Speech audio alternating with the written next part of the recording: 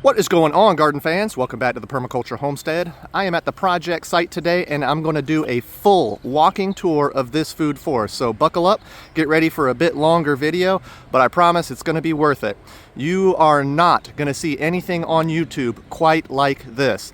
In my opinion, this is one of the best functioning food forests that you're going to see out there today.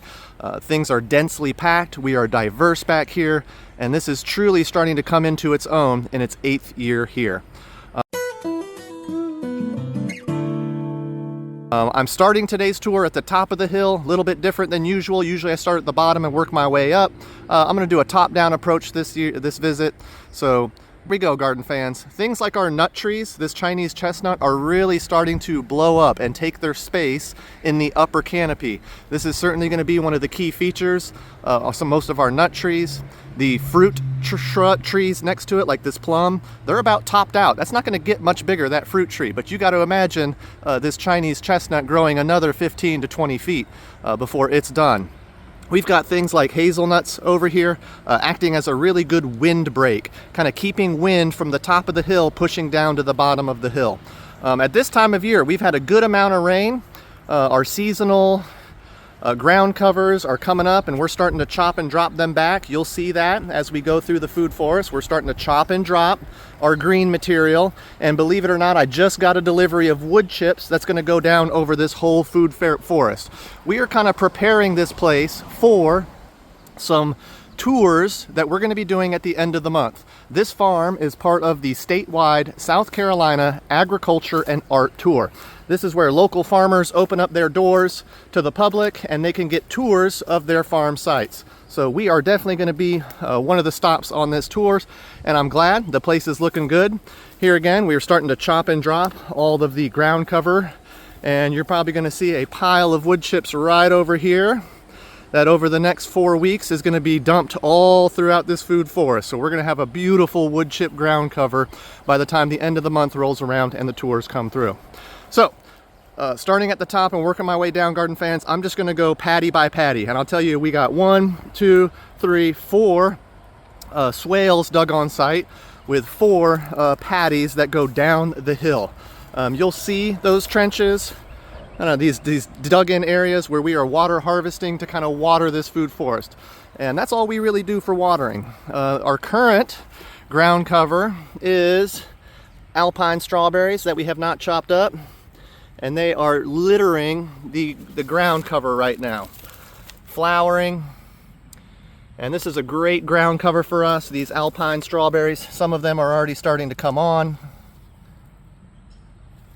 So we're definitely going to have this alpine strawberry ground cover. You're going to see comfrey throughout the whole food forest. This is comfrey, a nutrient accumulator, pulling up nutrients from the subsoil, depositing it into its leaves, and then we chop and drop those leaves down at the base of the trees nearby. This is a very diverse functioning food forest. We have so many things growing here, and I'm just going to walk down this swale patty and ID a couple of them. We've got olive tree, Arbequina olive. This is a frost tolerant, great one for South Carolina. We have Asian pears here.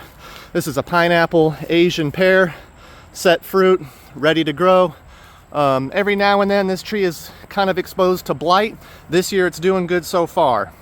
Pomegranate right here, and all the pomegranate on site are starting to flower.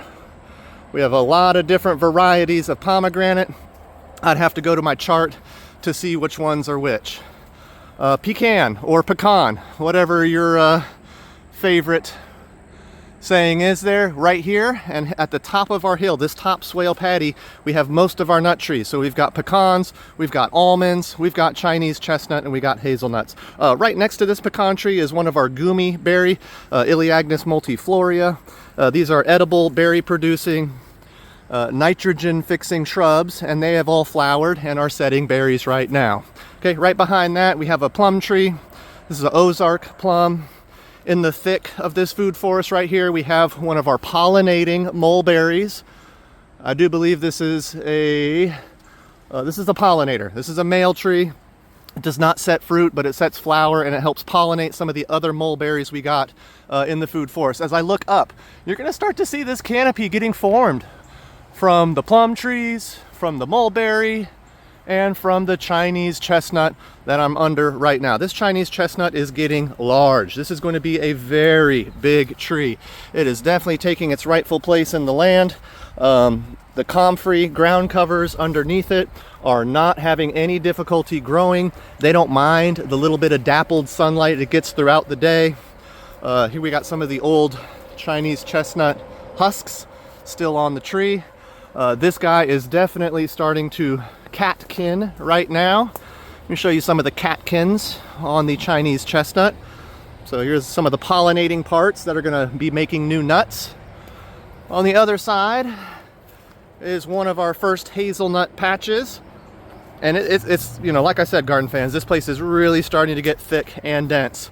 I've got one hazelnut patch here, one right next to it, and in between those two patches of hazelnuts, we have another pomegranate, also flowering. Let me slip on through here. This place has become an excellent habitat for birds, definitely. We have some jujube up here, some fruit-producing trees. They are all starting to flower right now. So we have 1 and 2 jujube trees that are going to kind of be the overstory for the hazelnut trees right behind them. And filling in the spaces, we have the pomegranate. So as I step back and you kind of get a look at this, it's thick, it's dense, different shapes, different colors, different sizes. And in the end, it's going to be a thick, dense, functioning food forest. A lot of food production throughout the year. Here is another pomegranate. As I was saying, all the pomegranates on site are flowering right now, looking good. So this is basically our first swale patty. Hazelnuts themselves are starting to set fruit, set nuts. These have been very productive over the last couple years, and of course every year they get more and more productive, more loaded down with nuts. So just in this first swale patty, we have pomegranate, jujube, hazelnuts, we have gummy berry, we have Chinese chestnut, we have pecan trees, we have plum trees, we have mulberry trees, we've got pear trees, and we've got one lone olive tree, all in this first swale patty here at the top of the hill. And the way it all comes together in this symbiosis of life is absolutely beautiful to see. I'm going to backtrack a little bit to go through the next swale patty. As I'm doing that, I'll give you a peek at the lake next door, the pond next door that the owner now owns. She bought this property next door and we'll be developing that over the next coming years. Next swale patty. Also diverse, not as many nut trees, mostly fruit trees with a couple small nut trees dabbled in there. So here we have another Asian pear starting to grow up. We have a all-in-one almond right here, slowly growing. This has been a slow grower for us, but it's still staying alive and doing its job. It had its own gummy berry that we've chopped and dropped all the way down just to give it some space to start growing. The major ground cover here is going to be blackberry, both cultivated and wild blackberry, as well as more of those alpine strawberries you see here. Also growing up here, we have elderberry along the swale trench. We have another plum tree here. Yes, setting fruit. This is a plum tree. It's got some vines growing up it. Most of this stuff is going to get cut down and cleaned out over the next coming weeks. A lot of the annual weeds are going to be getting chopped down. We have a mulberry tree right here. This mulberry is a fruiting mulberry, starting to set its fruit right now.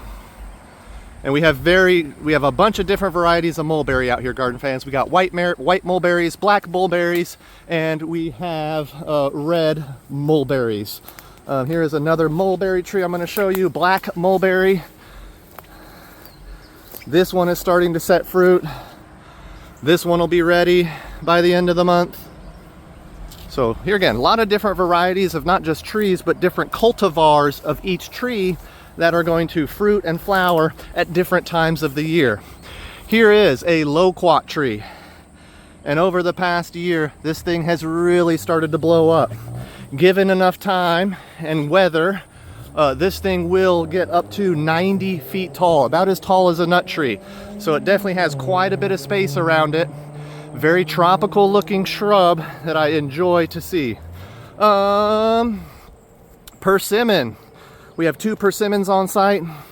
They are the Japanese style persimmon. So the fruit on these is sweet at almost any time. This is not the astringent American persimmon variety. And both persimmon trees are absolutely loaded down, garden fans. Every year this place gets more and more productive. We have pineapple guava as a fruiting shrub right next to those persimmon. Looking great. Let me step back. Okay, here is another pecan tree right here. Pecan, whatever, wherever you're from. Right now, here's that Chinese chestnut in the other. It's starting to kind of grow up, get tall. So we've definitely made space for the nut trees and interspersed in between the nut trees with small shrubs and small fruit trees. So here is that patch of pineapple guava with a nut tree right next to it. And then not far from that, we have some fruit trees in the form of jujube and figs. Looking great, by the way. Here again, the understory right now is very thick, very dense. You're gonna see a lot of annual weeds like goldenrod. We have elderberry that has spread and definitely naturalized itself out here. This is a great chop and drop material that we use. We have mint all over the place as a ground cover. A diverse series of ground covers. More pineapple guava right here. Let me step under these plum trees. And then as we get past this pineapple guava that's flowering, we get into a patch of jujube over here. So I am seeing in just my eyesight here, 1, 2, 3, 4 jujube trees, all of them flowering and different varieties. We have Lee and Lang jujube out here. The space in between those trees is filled up with more pomegranate. And as I said earlier, all the pomegranate are flowering. There's one flowering pomegranate. And here is another pomegranate, a little later season, not quite opening up its buds yet. So we're using every available inch of space to grow fruit trees and shrubs, and you can start to see how dense and thick it's getting in here. This is a great habitat for birds. Birds love it out here. Let me just step back and give you a broad look at this whole place. So here we go. We got mostly fruit trees, more jujube, pomegranate, jujube. And looking back from where we came from, you're gonna probably see our pecan tree over there, fig, and then on down the line, all the things that we went through. So that's just 2 swale patties, garden fans. Lots and lots of stuff growing. As we go down the hill, the variety of fruits and shrubs and trees changes a little bit. I planted according to our soil profile. So as we get near the bottom of the hill here, we have mostly fruit trees, not as many nut trees out here. In fact, no nut trees whatsoever. So everything from here on out is going to be a fruit tree. Starting with persimmon. Here's another one of those Japanese persimmon, flowering right now, setting fruit. Right behind that is another jujube. And then we have a series of plums coming up. Here's another pomegranate, another jujube. And then we've got this pair of Chickasaw plums here. And these Chickasaw plums are excellent native plums. We got these out in the woods of South Carolina. They're named after the local Indian tribe. And there's 2 of them here. 1, 2, kind of sharing a space with each other so they can get some really decent cross-pollination. These guys always set really heavy fruit and almost never get any bug damage for some reason. So these guys are looking really good right now. Plum trees, as I keep on walking down, you're gonna see a hedge of elderberry we got growing right next to it. All the elderberry here is starting to flower. See if I can get you a flowering elderberry here. Yeah, all the elder is starting to go to flower. By the end of the month, these big giant white panheads will be exposed, getting some pollination from the bees. I'm gonna walk down this trench, this swale here. Here again, garden fans, I just wanna stop a moment and just give you a look at the canopy that's being formed, the thick, dense microclimates from the understory to the fruit and shrub layer, and then even higher up in the canopy where we have nut trees starting to form. This place is very thick, very dense, really starting to take shape here in the landscape. On the bottom, our bottom swale patty, we have a huge mix of fruits and nuts trees. We have mayhaws, 1, 2, 3 mayhaws, interspersed with more Chickasaw plum and another Chickasaw plum. And the understory down here is going to be a patch of blueberries. By the end of the month, these blueberries are going to be ready to roll. They are all loaded down with fruit.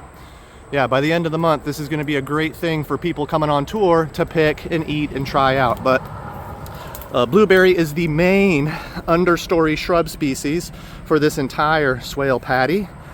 We have herbs and ground covers, things like bee balm starting to come up. Lots of bee balm down here, yarrow. You're going to see yarrow coming up.